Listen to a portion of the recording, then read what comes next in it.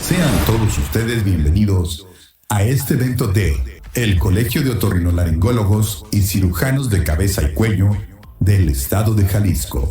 Somos una asociación civil integrada por otorrinolaringólogos y especialidades afines con interés en la enseñanza, investigación, servicio a la comunidad y consultoría a organizaciones gubernamentales, privadas, civiles y públicas.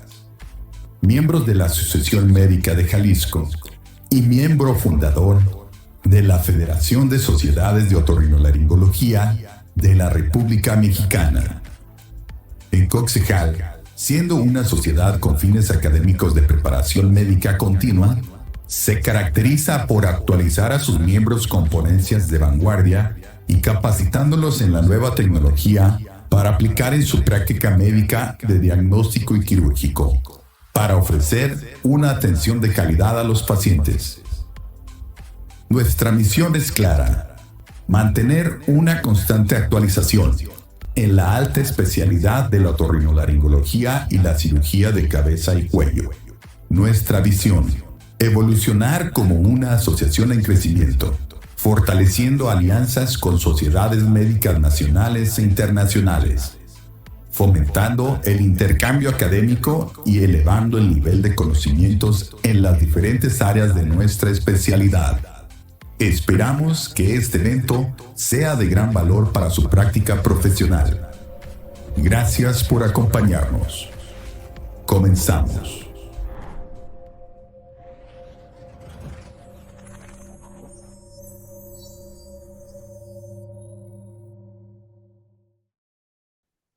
Hola, ¿qué tal? Muy buenas noches.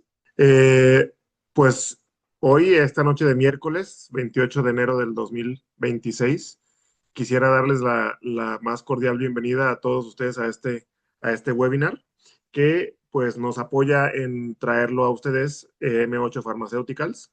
Y pues hoy vamos a hablar de un tema bastante interesante y sobre todo bastante recurrente en estos tiempos y en esta temporada, en esta estación del año. Y pues, sin más preámbulo, quiero platicarles, o quiero más bien presentar al doctor Fermín Zubiar. El doctor Fermín, que nos va a hacer favor de dar este tema el día de hoy, él es médico egresado de la Universidad Panamericana en la Ciudad de México, y él es otorrinolaringólogo por el Hospital Español también en la Ciudad de México. Él hizo el fellowship en fonocirugía y cirugía de la voz, así como en enfermedades de la voz, en Portland, Oregon, así como ha estado participando pues con diversas universidades como la de Washington, San Francisco, Harvard y Chicago, ¿no? Y es ponente estelar en múltiples cursos y foros internacionales. Entonces, pues nosotros ahorita de manteles largos le agradecemos mucho su participación y que esté aquí con nosotros el día de hoy. Gracias. Muchísimas gracias otra vez. Y otro, no, al contrario. Eso de manteles largos, quién sabe, ¿eh? ¿Quién sabe? ¿Quién sabe? Ya con el video que pusieron antes, ya hasta me puse nervioso con tanta, todo muy bonito ese video, caray, qué barbaridad. Pues Para muchas presumir gracias. Guadalajara. Sí, sí. Pues muchas gracias, pues por supuesto al Colegio de Jalisco. Yo ya he participado varias veces con el Colegio de Jalisco, he estado allá y virtual igual. Y pues tengo muchísimas amigas y amigos allá en Guadalajara, en diferentes otras ciudades de Jalisco también. Así que cada vez que me dan la oportunidad de participar con ustedes, pues yo soy muy feliz, me siento muy honrado y también pues muy agradecido con ustedes y también con Laboratorio M8, eh, pues quien afortunadamente eh, aporta cosas hacia al gremio médico, ¿no? Y eso siempre se agradece muchísimo, que nos den oportunidad de seguir haciendo sesiones y apoyarnos en estas actividades que nos gustan, así que gracias a ellos también. Y pues bueno, lo que quiero platicar con ustedes es algo Es algo a lo mejor un poquito fuera de lo habitual. Yo me dedico a la laringología, estoy acá en la Ciudad de México y me dedico de manera pues exclusiva a la laringe y en particular a los problemas dentro de la laringología, que ya también es muy amplia, en particular a la voz profesional y a los procedimientos y procedimientos de fonomicrocirugía y en consultorio. Pero este tema en particular es interesante porque no es como el tema más común que se trata siempre en los foros, ¿no? Y por eso creo que puede ser interesante para todos. Es un tema que lo he ido modificando y que obliga finalmente pues también a actualizar diferentes situaciones porque va cambiando. Y entonces déjenme irles aquí compartiendo rápidamente mi diapositiva acá, audio. Listo. Si en algún punto pues ven que no se escucha o no se escucha uno de los audios, me dicen, por favor, me interrumpen y vemos ahí qué hacemos. Entonces, el enfoque de esto es, creo que en el título de ahí del anuncio del curso y todo decía de la Decía inflamación, sesión. estaba más ambiguo, ¿no? Sí, como inflamación, porque inflamación pues, Ajá, puede ser muchas cosas, cualquier pero cosa. creo que específicamente el enfoque es este, ¿no? Que es la inflamación por alergia y eso creo que es algo, les digo, muy interesante porque no es algo que se toca habitualmente en la laringe por lo menos y espero pues pueda ser algo de utilidad en la práctica diaria de todos ustedes, no importa dónde estén laborando, si es en institución, en práctica privada.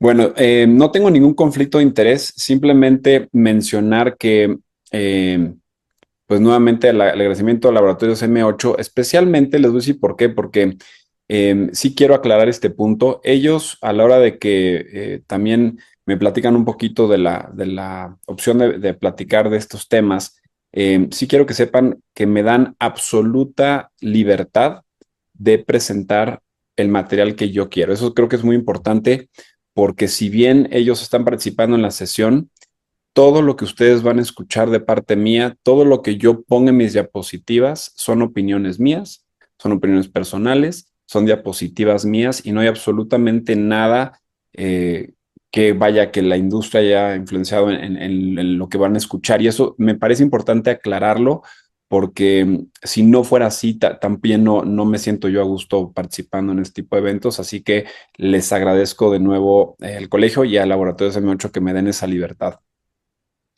Y pues bueno, cuando hablamos de, pues de inflamación, bueno, pues inflamación en la vía aérea, especialmente de patología laringea, eh, pues lo común es esto, o sea, lo que vemos en el consultorio, es más, lo que nos gusta ver en el consultorio es cuando llega alguien con lesiones como las que ven aquí, porque ya las ves y dices, uy, ya este pólipo ya lo voy a tener que operar, vamos a meterlo a quirófano, algo le vamos a hacer, pero eso es lo que habitualmente vemos y la patología que comúnmente llega y que diagnosticamos de manera muy precisa y muy clara suelen ser casi siempre las problemas de disfonía por lesiones fonotraumáticas. Eh, Ahora, esta manera de verlo me gusta, hay muchas clasificaciones, pero casi siempre cuando hay algo, o sea, un uso inadecuado en la voz que genere un cambio en la anatomía, llámese casi siempre disfonías por fonotrauma, que son estas disfonías funcionales, son las más comunes. Y por otro lado están las disfonías estructurales en donde, pues no importa cómo uses la voz, a lo mejor te pasa que te quedes disfónico y eso puede ser tumoraciones, parálisis cordal, pero también creo que aquí es donde abarcamos este punto de inflamación hasta infecciosa o inflamación de otro tipo que puede incluir la alergia, que puede tener cambios en la microanatomía de la laringe y de la región glótica específicamente, que pueden entonces dar problemas en la laringe, no solamente de sintomatología variada, pero incluida la disfonía. Ahora, sin duda lo más común, pues, que nos puede dar disfonía, pues son las infecciones, eso lo vemos todos los días y como bien decías, el doctor Araujo, pues esto es algo de esta temporada del año, pero ¿qué es lo que pasa? Pues que estas personas, estos pacientes, es común que tienen infección de vía respiratoria y pues ya les mandaron un tratamiento de la farmacia similar o la tía ya le dijo, no, mira, tómate esta o ya le mandaron copia o foto de la receta que les dio su doctor que acaban de ir a ver. Entonces se automedican y pues miren, la realidad es que a veces, muchas veces, se automedican y se les quita, porque al final se les iba probablemente a quitar, especialmente si fue algo viral. Y entonces estas disfonías, pues no llegan al consultorio muchas veces, pues porque se autolimitan, ¿no? Entonces, pero son muy comunes, esas son creo que las más comunes que hay. Eh, la otra parte aquí importante es esta disfonía donde ya se agrega el tema alérgico, que es lo que les quiero platicar. Y aquí creo que la diferencia principal es que es un poquito el tiempo de evolución. Yo les decía que las infecciones bacteriales virales generalmente evolucionan a corto plazo, muchas se autolimitan o se quitan con el tratamiento que les mandó el otorrino, pero las alergias son un poquito más a mediano y largo plazo. Entonces ya cuando ven que no se quita, y cuántas veces no les ha tocado ver pacientes que dicen, tengo una gripa que no se me quita y siempre me da en las mañanas y nosotros estamos pensando, bueno, esta rinitis o lo que tenga seguramente es alérgico. Lo mismo puede llegar a pasar en la laringe y entonces ya son los pacientes que van a llegar con nosotros buscando algo porque no mejoran con el tratamiento habitual que ya intentaron hacer.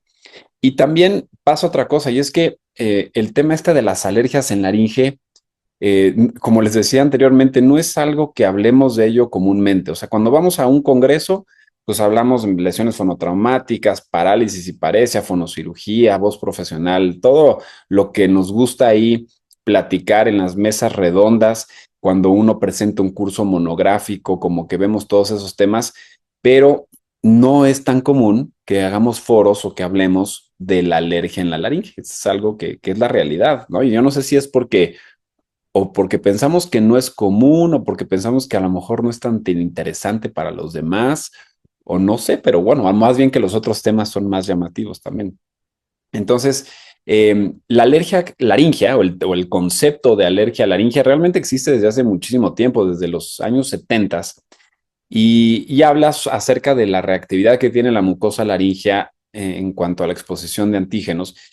Y fíjense aquí, esto lo pongo en esta como cajita roja, porque quiero que vean cómo los síntomas descritos desde entonces y en la actualidad de una alergia laringea, aquí se los voy a leer: aclaramiento faríngeo, globofaríngeo, tos, edema, hiperemia de pliegues vocales. Se los pongo así en rojo porque si no estuviéramos hablando de alergia laringea y yo les pongo esos síntomas como tal, ¿qué es lo primero que a lo mejor ustedes pensarían que cuál es el tema del que estoy hablando? Y ahí donde están viendo este video, donde estén, este, ahí pueden contestar, pero muy probablemente la mayoría está pensando, igual que yo, pues que estamos hablando de síntomas de reflujo laringofaringio, ¿no? No, y eso es cierto, pues porque son síntomas prácticamente iguales, ¿no? Y entonces estos síntomas y estos hallazgos de alergia laringea, que están descritos también desde hace mucho tiempo, pues son los síntomas y hallazgos típicos de reflujo laringofaringio. Y entonces de aquí ya empieza el primer problema en la confusión diagnóstica y terapéutica de la alergia en la laringe. Y es que ya tenemos otra patología que se parece, ¿no? Entonces, si ustedes se acuerdan de las escalas de reflujo que hablábamos, bueno, se ha hablado muchas veces y lo usamos desde que somos residentes, en cuanto a la escala de síntomas, pero también de hallazgos endoscópicos, y estas son de reflujo, de lo descrito en el reflujo, ¿no? Aclaramiento faríngeo, globofaríngeo, tos, edema, pliegues vocales, y en las escalas, ustedes se acuerdan, las escalas, vean estos que yo circulo aquí, cómo pues son síntomas, son hallazgos más bien, pues que seguramente también vamos a acabar encontrando en la alergia de la laringe, como les platicaba yo anteriormente. Entonces aquí ya empieza a haber mucha confusión con uno y otro. Lo que es un hecho es que a lo largo de los años ya cada vez queda más claro que hay un tema de que se empalman la laringitis alérgica o una laringitis crónica con los hallazgos o los síntomas de reflujo, y lo que se llega a concluir es que existe, esto ya lo sabíamos, de hecho a mí me encanta platicar de esto, de cómo hay un sobrediagnóstico de reflujo, pero sabemos que hay un sobrediagnóstico de reflujo, pero también ahora ya sabemos que hay un subdiagnóstico de laringitis alérgica. Y el problema aquí es, pues, cómo vamos a ir decidiendo cuál es cuál en base a que pues, los síntomas son prácticamente iguales. Entonces, los individuos, además, con rinitis alérgica, ya sabemos también que tienen una prevalencia mayor de presentar disfonía de alguien que no es alérgico. Todo esto que les digo, estoy tratando de darles como una especie de resumen bibliográfico de todo lo que he ido encontrando al respecto.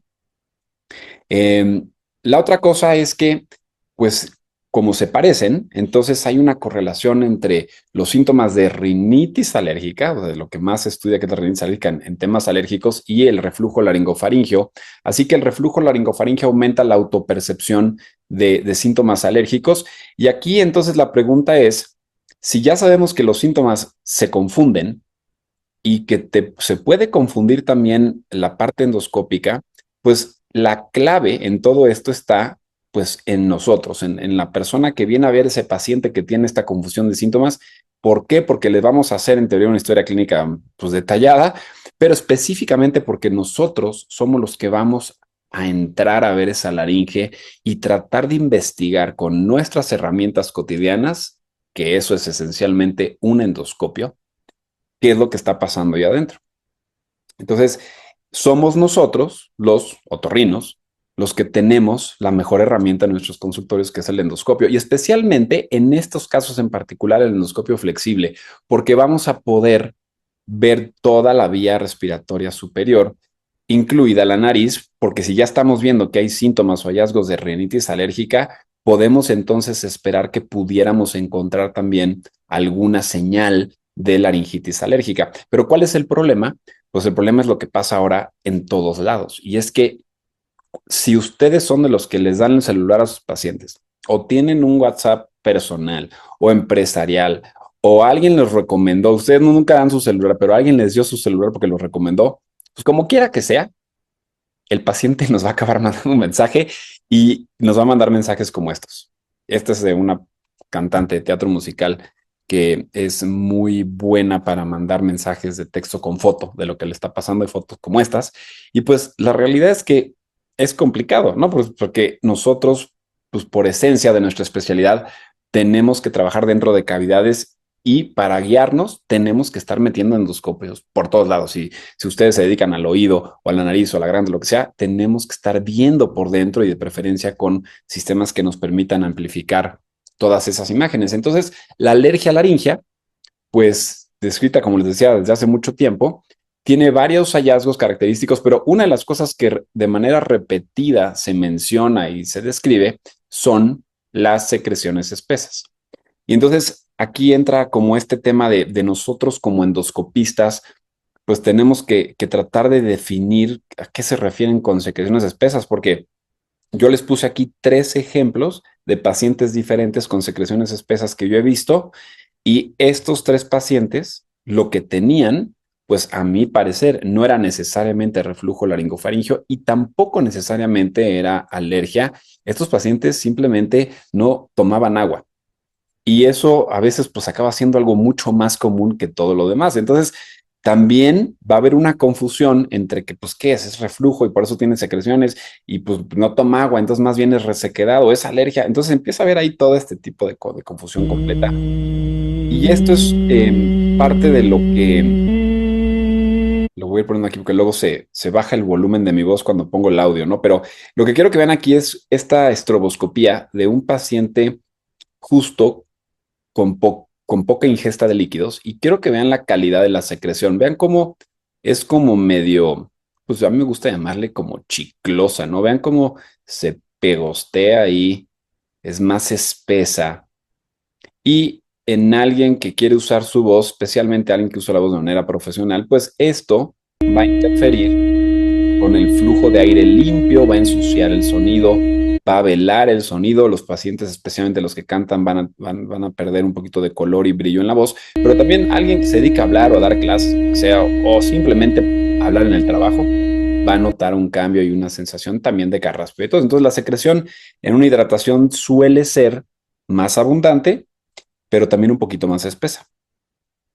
Entonces, esta alergia laringea o laringitis alérgica es mucho más común de lo que nosotros creemos. Por eso les digo que si bien ya se describe en los artículos, yo estoy convencido que está subdiagnosticada. Ahora, tampoco se trata de irnos al otro extremo y ya entonces ya empezar a decir todo el mundo tiene alergia laringea, como ha pasado un poquito con el concepto de reflujo laringofaringio, pero sí está subdiagnosticada. Entonces, es lógico pensar que es más común de lo que nosotros creemos. Uno, porque la incidencia de alergia en la vía aérea superior, pues es bastante importante en todo el mundo y el rango puede ser muy variable, desde 20, 40%, pero por lo menos, digo, en nuestro país y acá en la Ciudad de México es muy, muy común y estoy seguro que por allá también. Entonces, esto de entrada es algo común en la población general. Y segundo, porque acuérdense que está el concepto de la vía aérea unificada, que se ha hablado tanto, pero se habla casi siempre, igual, no en la laringe, se habla, pues hablando de la vía aérea superior, nariz, rinitis alérgica y los síntomas que puede llegar a dar en la vía aérea inferior. Y esto lo tenemos ya muy presente y es muy conocido, ¿no? El concepto de la vía aérea unificada.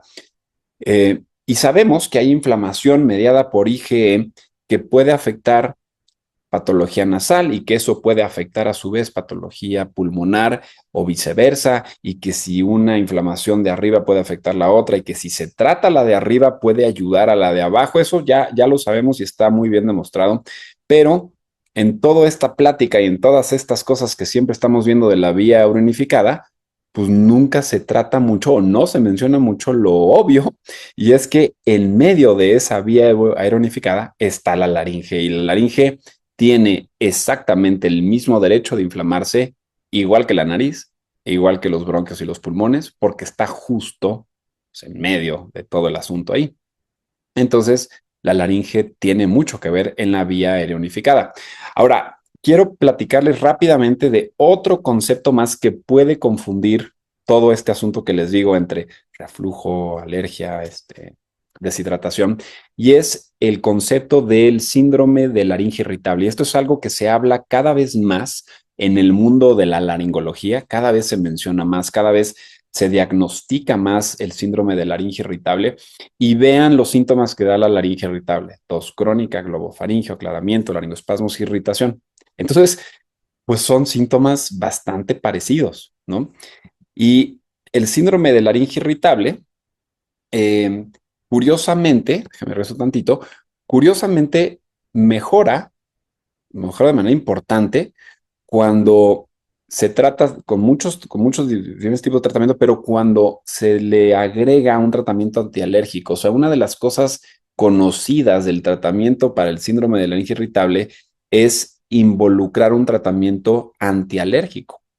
Y entonces aquí es donde nos ponemos a pensar, ahora que se habla mucho de la laringe irritable en la laringología, pues puede ser este grupo subdiagnosticado de alergia que esté jugando un papel también muy importante en todos estos pacientes que antes como que se tenían un poquito, pues vaya, olvidados entre comillas, porque más bien no se les daba un tratamiento que realmente les llegara a funcionar, ¿no? Entonces ahí es esta parte interesante. Lo que sí sabemos es, y lo que está bien descrito, es que hay una evidencia contundente de que la rinitis alérgica es un factor de riesgo definitivo de enfermedad laringea, pero les digo esto, está ya muy, muy documentado en la literatura, pero tiene toda la lógica del mundo simplemente pensando en ese esquema que les enseñé de la vía aérea unificada y que la laringe pues le toca estar justo en medio.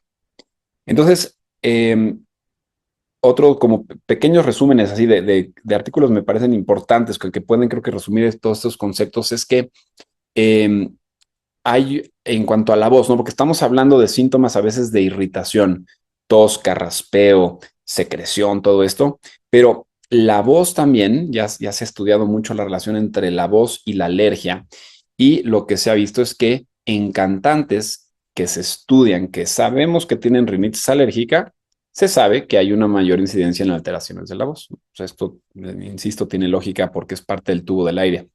Y pacientes con rinitis alérgica o no alérgica tuvieron una prevalencia más alta de disfonía que los controles sin rinitis. O sea que una relación muy clara entre toda la inflamación alérgica de la vía aérea superior, específicamente rinitis alérgica, con la disfonía. ¿Ok? ¿Por qué? Pues porque está comunicado, es parte del mismo tubo.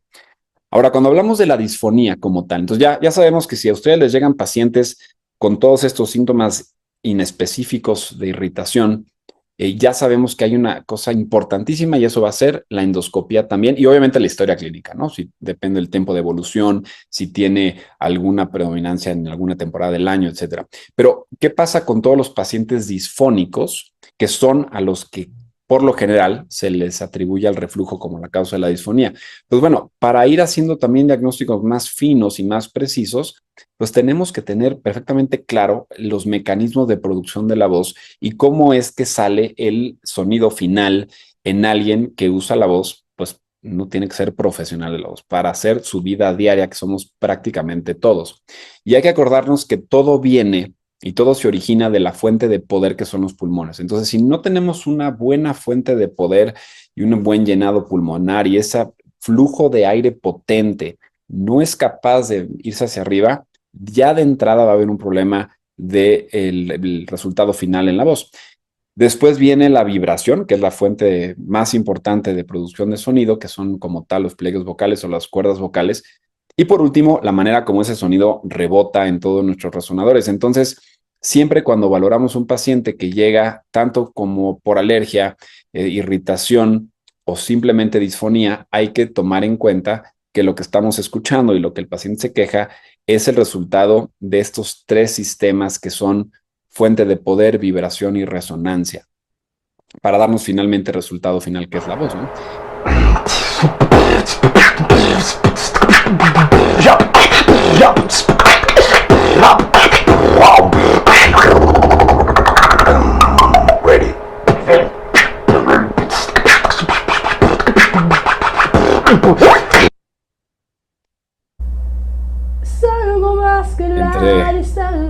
Entre paréntesis, les puse eso, uno, para que no se aburran de que estoy hablando de pura alergia. Dos, porque los videos estos me encantan. Y otra, porque quiero platicar un poquito del tema de la endoscopía, que sí me parece que es como la herramienta más importante para nosotros, ¿no? Por eso les pongo esto. Qué dolor y la nostalgia. Sabemos que esto no nos va a separar. Es darte un beso cada noche. Que tus manos me enamoren y que lo nuestro crezca cada día más, porque somos algo más. Bueno, entonces las endoscopías, pues dinámicas de la voz, son importantes porque nos permite valorar muchas cosas, entre ellas toda la dinámica muscular. Pero cuando estamos tratando de nosotros de diferenciar entre estos temas de irritación, secreciones, reflujo, alergia, deshidratación, lo que más nos va a servir es acercarnos. Y esto es casi siempre para toda la patología vocal, incluyendo las lesiones fonotraumáticas pequeñas. Y siempre pongo este ejemplo porque me gusta este ejemplo y creo que es muy claro. Y es que no es lo mismo que yo les explique que aquí este sapo tiene una zona pues que parece medio verdezona acá con la parte negra en medio, a que yo me acerque y entonces yo les diga, pero sabes que tiene una zona amarillenta y después se hace la transición de negro a verde y el verde tiene diferentes tonalidades y este tipo de movimiento aquí de trabéculas que tiene. Entonces es muy diferente esto a esto y eso es exactamente lo que sucede en las cuerdas vocales. Si nosotros no tenemos paciencia y no nos damos nosotros el tiempo de acercarnos a ver, se nos van a perder muchos detalles que pueden ser la clave para no confundir estos diagnósticos. Entonces, este acercamiento, esto es con estroboscopía, pero se los pongo para que vean que siempre los pliegues vocales van a tener cierto grado de secreción. De hecho, tiene que haber secreción porque los pliegues vocales tienen lubricación natural. Pero es muy diferente a esto. Esta es una paciente mezzosoprano, 21 años, que de hecho la acabo de ver hace un par de semanas apenas, porque es justo la época del año que siempre viene conmigo porque siente que no está cantando bien. Sabemos que tiene una hipersensibilidad ahí ambiental y que es medio alérgica, pero quiero que vean su estroboscopía.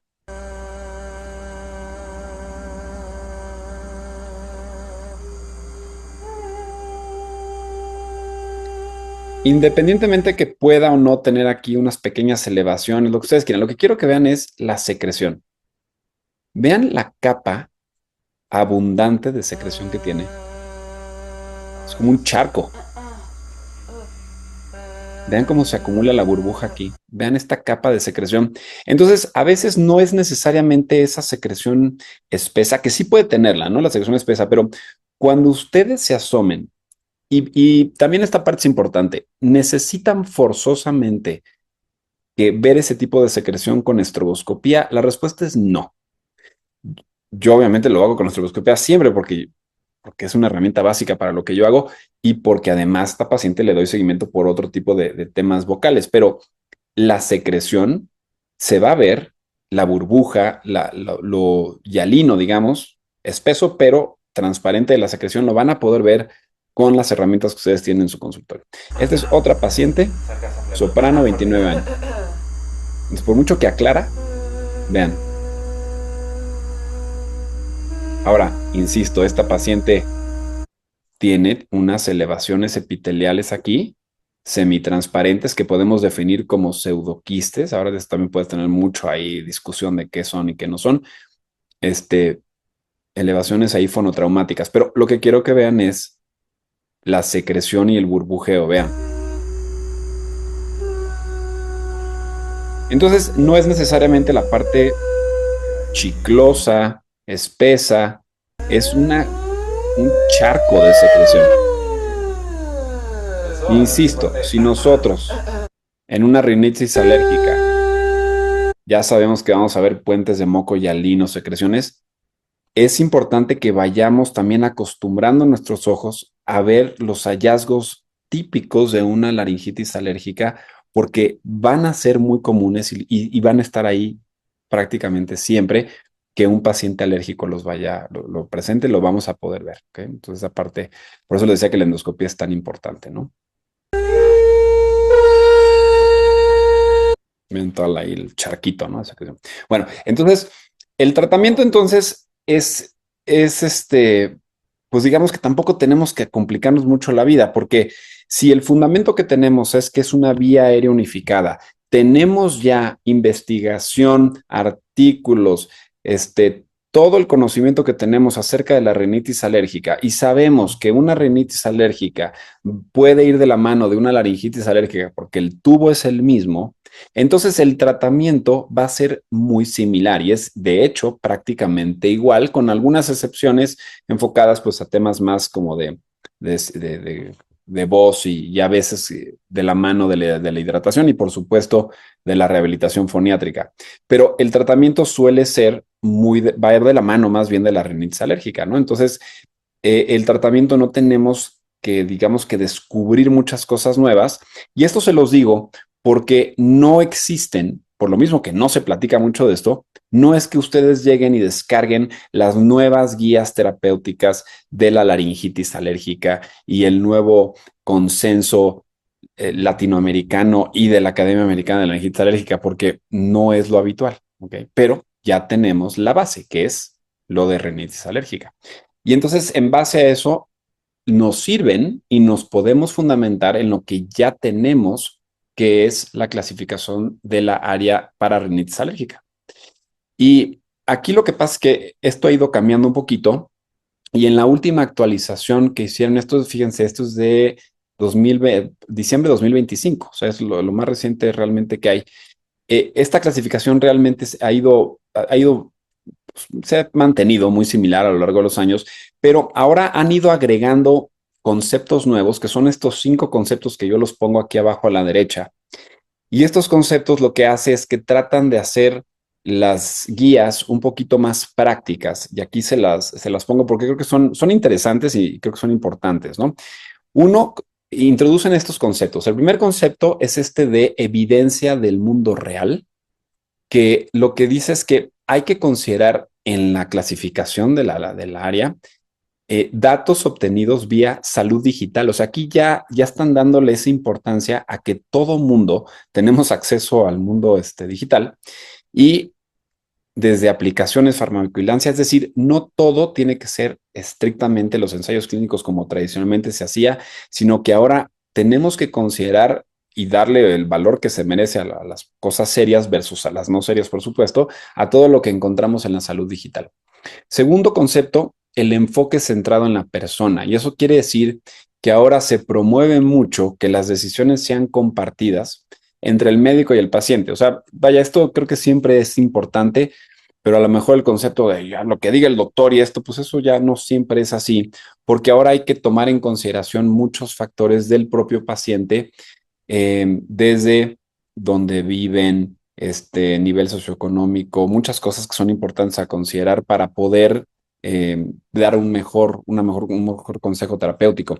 La otra cosa que me parece de todas estos 5 es para mí la más interesante y la más importante, es que le dan mucha importancia al uso de los sprays intranasales, pero específicamente le dan fuerza al uso combinado, que el spray tenga la combinación de antihistamínico intranasal junto con corticosteroide extranasal. Esto viene así en las guías porque son las siglas en inglés de este artículo que les decía, o de la actualización. Y por encima de usar el puro antihistamínico solo o el puro corticosteroide solo. Y también, en caso de que ustedes decidan usar solamente uno, o solo el spray o el antihistamínico, se le da más fuerza y más peso a usar el corticosteroide intranasal. Ahora les pongo esto en verde porque simplemente es para que sepan que el laboratorio que está ayudándonos con esta sesión, que es M8, tiene productos de estos tipos. O sea, yo no me pongo aquí a hacerle promoción a nadie, ni mucho menos, pero que sepan, pues que acelastina y a la combinación de acelastina, fluticasona, lo tiene este laboratorio igual que el levocetiricina.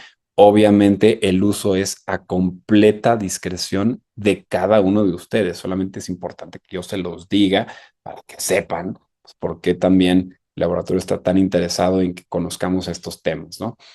El otro concepto importante es que hay mucha mayor atención al costo y a la accesibilidad. Entonces, el costo-valor, como les decía, pues, ¿cuántas veces no les ha tocado que los pacientes se quejan del costo de, pues, la verdad, pues no, de repente si dices, oye, pues no sabía que costaba tanto ese spray, pero esto es importante, ¿no? Entonces, es decir, aquí se toma en cuenta la medicina real y no la ideal. Y esta parte es importante. Y por último, se toman en cuenta ahora conceptos medioambientales como contaminación, clima, etcétera. O sea que son conceptos adicionales que se han ido agregando a la base de la guía y creo que sí son importantes para poder orientar mucho mejor a los pacientes, ¿no?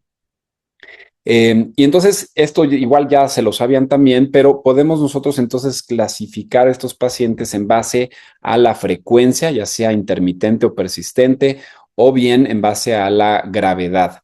Y los pacientes que van a llegar con ustedes, pues llegan al consultorio, es porque por lo general ya tienen por lo menos una gravedad moderada, si no, pues no irían al consultorio. O sea, ya está afectando la calidad de vida, ¿no? O las actividades diarias. Entonces casi todos van a entrar en esa clasificación. Ahora, este es como un esquemita, me parece como bueno porque está muy práctico. No vamos a entrar en precisamente cada detalle. Lo que quiero que vean aquí es que una vez que los pacientes que sospechamos que tienen algún tipo de cuadro alérgico, y ya, insisto, todo esto está orientado a la nariz, ¿okay? Pero insisto que aplica para la laringe igualito. Entonces, ya que logramos controlar cualquier tipo de factor ahí que esté exacerbando la alergia y tenemos algunos leves que pueden ir desde leves hasta moderados, aquí tenemos la opción, y vean, esta flecha es la más importante porque quiere decir que tú puedes o solo darle un antihistamínico de nueva generación o solo darle un corticosteroide intranasal o puedes dar los dos, ¿ok? Pero acuérdense que ya hay como más fuerza en la recomendación de el uso combinado de los sprays con antihistamínico y con esteroide. Y aquí agrego esto porque en las guías y en las esquemas que publican, pues tendrían que poner por ahí una laringita, ¿no? Pues porque pues ya les decía que la laringe pues, tiene mucha importancia, está a la mitad de todo esto y pues no ponen ni siquiera una fotito de una laringe ahí, o sea, por lo menos que sí pongan una laringe, es muy importante y creo que complementaría muy bien las guías contemplando la vía aérea unificada. Creo que eso es de las modificaciones que serían buenas para este tipo de guías. Sé que son para rinitis alérgica, pero tendría que tener un apartado especial de la vía aérea unificada, ¿no? Bueno, entonces esto es lo que se recomienda y les puse rápidamente un caso clínico de un paciente masculino, 35 años, es tenor, canta canto lírico, operístico, y siente que tiene pérdida en el color de la voz, y el color y el brillo tienen que ver como con, así lo refieren los cantantes en cuanto a ese como resonancia que puede tener la voz, como ese brillo de fuerza, y cuando tienen ahí secreciones y esto como que se les opaca un poquito, ¿no? A eso se refiere. Tienen limitación en los agudos, en el falsete, y necesita estar aclarando a cada rato, tiene congestión nasal, rinorrea hialina, o sea, tiene datos de rinitis alérgica. Toma pues agua, digamos que suficiente, podría estar un poquito mejor, y tiene síntomas recurrentes a partir de octubre. Es un paciente que tradicionalmente cada época invernal regresa con los mismos síntomas, ¿no? O sea, tiene lo hemos ido viendo ya por cosas alérgicas de manera recurrente.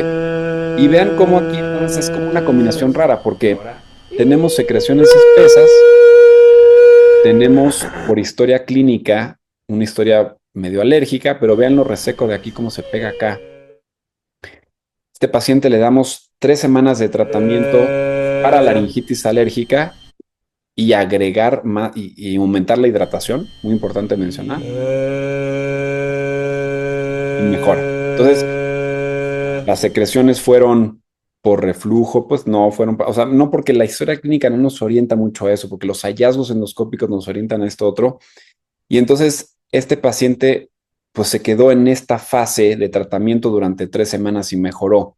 Ahora, pacientes que no van mejorando, ya podemos ir agregando los tratamientos que vienen recomendados en las guías, y ya podemos ir apoyándonos con inmunoterapia u otro tipo de compuestos, desde antileucotrienos, etcétera, digamos que se va haciendo un poquito más elaborado el tratamiento, ¿no? Pero digamos que nos vamos a mantener en esa parte inicial, que es en la que llega la gran mayoría de los pacientes que vamos a ver en el consultorio.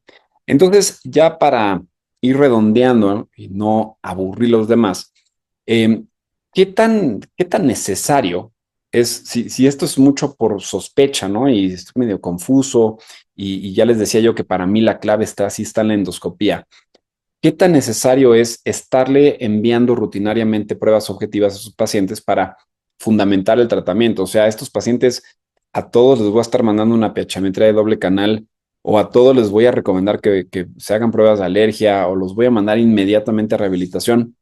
Pues no necesariamente. O sea, las pruebas objetivas son importantes, pero hay que tenerlas como muy fundamentadas. Y entonces, más que estar mandando pruebas absolutamente a todo mundo, yo lo que creo es que hay que como considerar estos 3 puntos. Primero, que tiene que haber una coincidencia, tiene que coincidir lo que nosotros estamos escuchando en la historia clínica, lo que nos platican los pacientes. Ahí nos van a dar, pues a veces la mitad de la información que necesitamos, y tiene que coincidir con lo que vemos en la cámara. Si algo de la historia clínica no coincide con la endoscopía o viceversa, algo se nos está escapando. O tenemos que regresar a preguntar algo más, o tenemos que hacer una endoscopía mucho más paciente, lenta y con mucho acercamiento. Segundo, no sugestionarnos de manera inmediata con diagnósticos comunes. O sea, no pensar que porque el paciente ya está carraspeando y porque veo secreciones y se ve rojo, insisto mucho en esto, pero no irnos de entrada con el concepto de reflujo, de que todo es reflujo, porque ya vimos que hay muchas otras cosas que pueden confundirse con eso. Laringe irritable, deshidratación, alergia. O sea, que no irnos inmediatamente ya con el concepto automático de que todo tiene que ver con el ácido. Y tercero, sí hacer pruebas objetivas. Si nosotros ya vamos tratando a los pacientes, no responden como estamos o como nos gustaría, entonces ya veríamos, oye, ¿sabes qué? Todo se fundamenta a pedir una prueba para reflujo o para una rehabilitación porque veo que está teniendo tensión muscular. Entonces ya fundamentado. Y también, muy importante, es que las pruebas no solamente son diagnósticas, sino que nosotros hacemos pruebas terapéuticas de manera rutinaria para cosas como reflujo. Entonces, el dar una prueba terapéutica pensando o para una laringitis alérgica es totalmente válida, es algo que puede darnos una muy buena, pues muy buen resultado, y generalmente nosotros vamos a ver resultados favorables si es que sospechamos laringitis alérgica mucho antes de lo que lo veríamos para un reflujo, por ejemplo, que ustedes saben que son tratamientos mucho más largos. Entonces no estoy diciendo que cuando sospechen reflujo que den para alergia, no, simplemente cuando crean que pudiéramos estar tratando con una laringitis alérgica, se vale dar una prueba terapéutica y se van a sorprender que muchos pacientes les va a ir bien en un lapso relativamente corto de tiempo. Entonces, para finalizar, digamos que el resumen es que hay que acordarnos que tenemos en los dos extremos la nariz, el pulmón. Estos siempre son los montoneros a los que siempre estamos ahí tratando de cuidarnos. Nuestra laringe está en medio y a veces como que pues medio tiene que responder más a lo que está arriba, a lo que está abajo, pero nosotros como otorrinos somos los que estamos ahí como neutrales, observando lo que está sucediendo. Tenemos que ser muy analíticos de lo que está pasando y el análisis va en número uno con la historia clínica, pero principalmente con ir creando una curva de aprendizaje en nuestras endoscopías. La endoscopía es fundamental y no hay nadie mejor para endoscopía de la vía respiratoria alta que el otorrinolaringólogo. O sea, por mucho que me quieran decir lo que quieran decir otras especialidades, el otorrinolaringólogo es el especialista en la endoscopía de la vía respiratoria alta. Ahora, ¿eso quiere decir que los foniatras no son capacitados para hacer endoscopías? No, no quiere decir eso. Quiere decir que los neumólogos no pueden meter una cámara y darse una idea de que, híjole, voy a entrar al pulmón, pero ya de pasadita estoy viendo. No, es una curva de aprendizaje para todo mundo, pero el mero, por así decirlo, pues tiene que ser el otorrino. Entonces, en resumen, y como tips generales, no hay que sobrediagnosticar, pero también hay que intentar no subdiagnosticar, ¿no? Entonces, llegar a un punto medio ahí que puede ser complejo, pero sí creo que se puede lograr. Hay que aprovechar nuestras herramientas como otorrinos y acuérdense que las pruebas terapéuticas se valen, son válidas, son buenas y suelen ser efectivas. Les platico rápidamente los que no sabían. El año que viene le toca a México organizar el Congreso Panamericano de Otorrino. Yo estaré afortunadamente de manera con mucha honra en la mesa directiva como secretario. La va a dirigir el doctor Rodolfo Lugo en la ciudad de Monterrey. Y entonces vamos a tener este congreso. Si no han ido, les recomiendo que vayan. Es un congreso muy grande, muy completo, muy divertido y nos toca a México tenerlo. Entonces, si alguno de ustedes quiere participar, quiere involucrarse en cualquier parte de la organización, de la parte académica, quiere participar académicamente en el Congreso, por favor, háganmelo saber y nos encantaría involucrarlos a todos los que puedan, porque como pues México tiene ahí que representar con ganas, y va a ser un congreso increíble para todo el mundo. Y pues nada más, eso es todo lo que yo tengo que decirles de eso. Y no sé si tengan dudas o preguntas o de plano ya los aburrí terriblemente con el tema de la alergia de la laringe, pero estoy acá a sus órdenes. Muchas gracias de nuevo al colegio, al laboratorio SM8 y gracias por tenerme, aunque sea a distancia. Espero pronto estar por allá otra vez. No, muchísimas gracias, doctor, por la plática. La verdad es que llegamos a tener 192 participantes. O sea, la verdad es que 192 es casi el auditorio del Hospital Español a tope, ¿no? O sea, escuchándolo. Pues qué gusto, oye, espero, pues qué lástima que no los puedo ver para saludarlos, pero gracias por conectarse. Sí, le están mandando mensaje de saludos desde Venezuela. Excelente intro y saludos al doctor Fermín, excelente líder de opinión. Y de Rosaria Sano. Y luego le hacen una pregunta, doctor, que dice: ¿considera que el hallazgo endoscópico del pseudosulcus que se ha atribuido de manera característica al reflujo pueda presentarse como también en el fenómeno inflamatorio de la laringe alérgica? Gracias. Buena pregunta. El pseudosulcus, ¿verdad? No pseudoquistis, pseudosulcus, sí. Sí, o sea, sí puede. Les voy a decir qué pasa, que cuando hay inflamación, no importa la causa, puede dar este aspecto de pseudosulcus. Y entonces se le atribuye tradicionalmente al reflujo, pero cualquier microinflamación epitelial puede dar ese aspecto de pseudosulcus y claro que la alergia lo puede dar. Lo que pasa es que, como les decía, como no es una cosa que abordamos tanto la laringe, pero tiene toda la lógica del mundo pensar que también puede ser un factor. O sea que sí, la respuesta es sí, y yo creo Sí, que puede tener un factor importante, ¿no? muy bien. Y aquí la otra doctora me dice, doctor Subiar del Colegio de Jalisco, muy fácil de aplicar todo.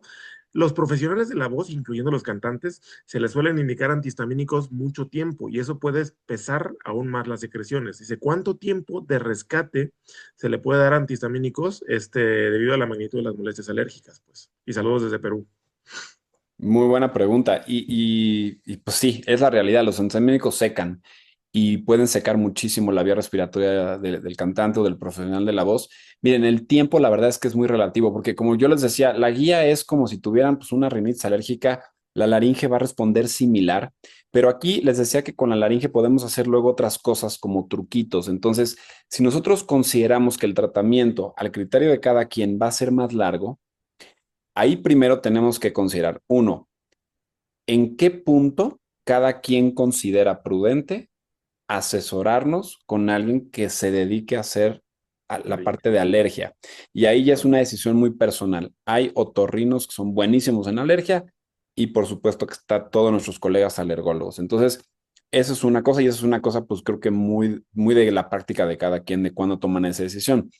Si vamos a estar usando antihistamínicos durante un periodo un poquito más largo, entonces, hay que considerar que esa laringe se puede secar y ahí es donde los truquitos pueden entrar y ayudar, como que nebulizaciones con pura solución salina, verificar que los pacientes se hidraten bien, ver en qué entorno están viviendo en cuanto a condiciones climáticas y también en qué entorno cantan. Yo te puedo decir que la mayor cantidad de problemas alérgicos que veo es de los cantantes de teatro musical, esos teatros están viejísimos, o sea, tienen Polvosos. Sí. telarañas y polvo, te llevan ahí años.